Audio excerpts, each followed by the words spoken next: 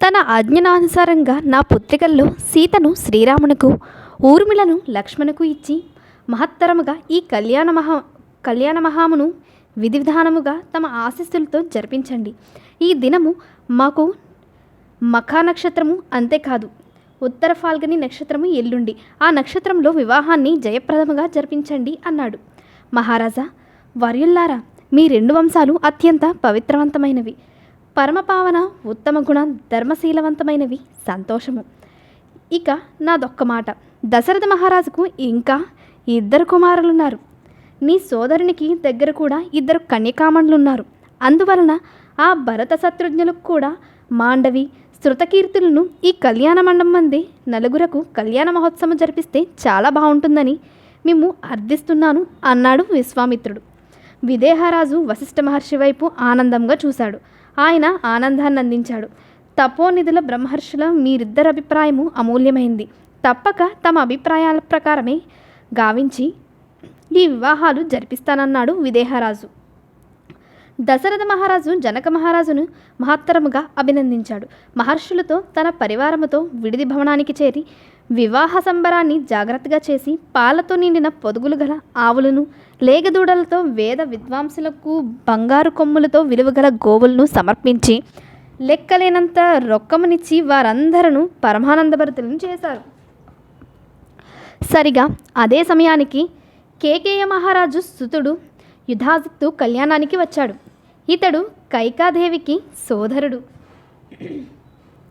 శ్రీరామ లక్ష్మణ భరత శత్రుఘ్నులకు వశిష్ఠుడు బ్రహ్మరక్షాబంధాలు కట్టించాడు. జనక మహారాజుకు వివాహ ముహూర్తానికి అన్ని విధులు పూర్తిగావించి పెండ్లి కుమారులు 4 వివాహ మండపం దగ్గరకు వచ్చారని చెప్పాడు.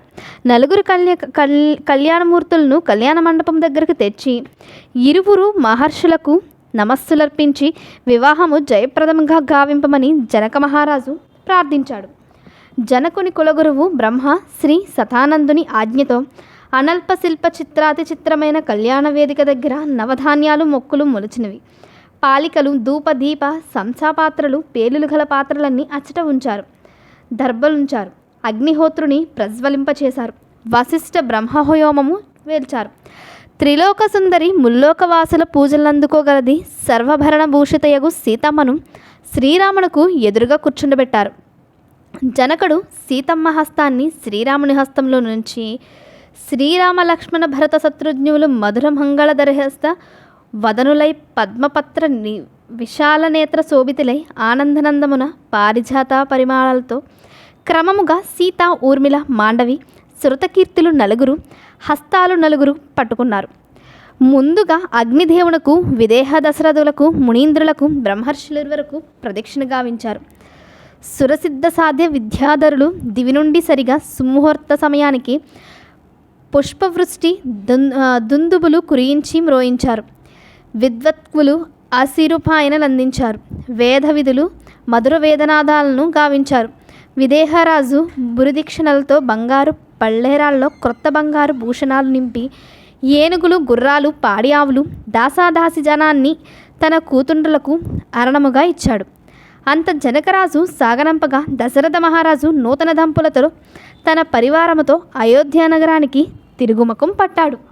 పక్షులు కిలకిల రావాలు గావిస్తున్నాయి. రథాలు ముందుకు సాగుతున్నాయి. ఆ మంగళధ్వనులు వినిపించగా దశరథ మహారాజుకు అనుమానం వచ్చింది. వశిష్ఠుడు, మహారాజా, పక్షులు ఆర్తనాదాలకేమి? అటు చూడండి, మృగాలు ఆనందానందిస్తూ మనకు ప్రదక్షిణలు చేస్తున్నాయి. దీనివలన ఏదో ప్రమాదము వచ్చి అది తప్పి ప్రమోదము కలుగుతుంది. ఇంతలో పెద్ద గాలి వచ్చింది. ఆ జంగు మారుతానికి మహావృక్షాలు కూడా ఊగుతున్నాయి. భూమిపై గల దుమ్మురేగి సూర్యమండలం వరకు క్రమ్మింది. సేనానులు, భృత్యాలు అందరూ మూర్ఛ పొందారు.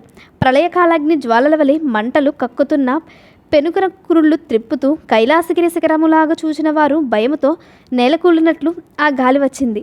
త్రిపురాసుర సంహారానికి బయలుదేరిన రుద్రనీలాగు మహాతేజస్సుతో తన గండ్రగొడ్డలి భుజముపై గ్రాలుచుండగా భూరి భయంకర మూర్తిలాగా పరశురాముడు వచ్చి ఎదురుగా అడ్డముగా నిలిచాడు.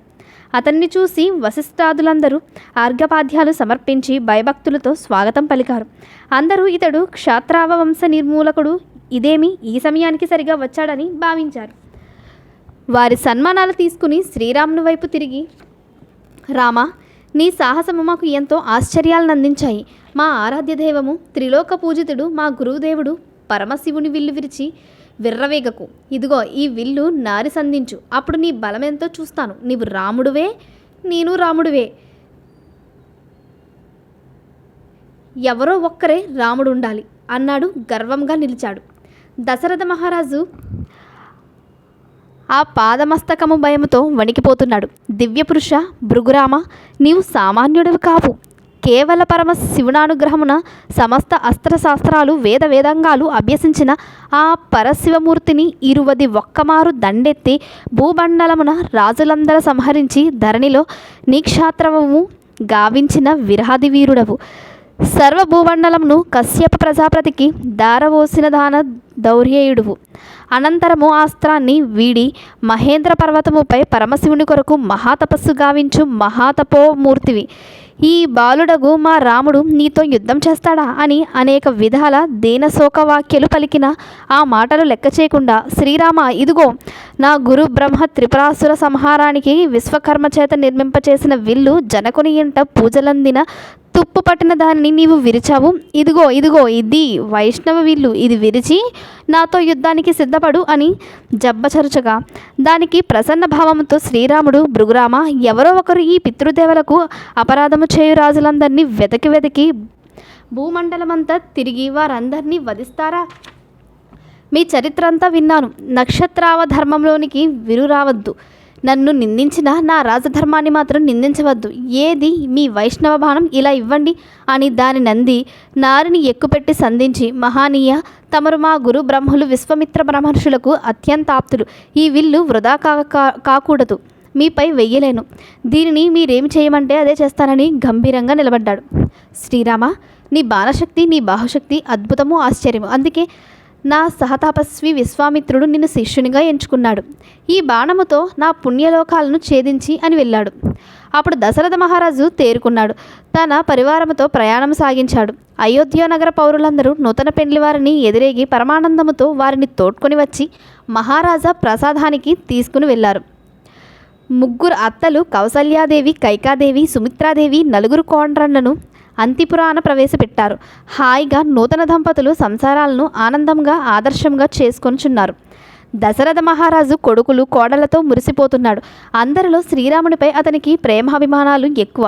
మాతృపితృసేవ, గురుపూజ, ప్రజారక్షణ భారాన్ని మోస్తూ శ్రీరాముడు దశరథ మహారాజుకు కొంత బాధ్యతను తప్పిస్తూ సర్వ ప్రజాభిమానాలను చూస్తున్నాడు. అర్ధాంగిని అనురాగ రసంబుదిలో ఓలాడిస్తున్నాడు.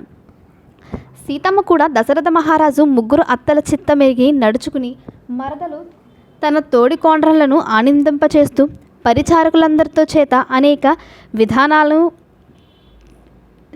సీతారాములిద్దరూ పార్వతీ పరమేశ్వరులాగా వాణి బ్రహ్మల వలె లక్ష్మీ నారాయణుల రీతి ఆదర్శ దాంపత్యాన్ని ఆదర్శవంతంగా చేస్తున్నారు.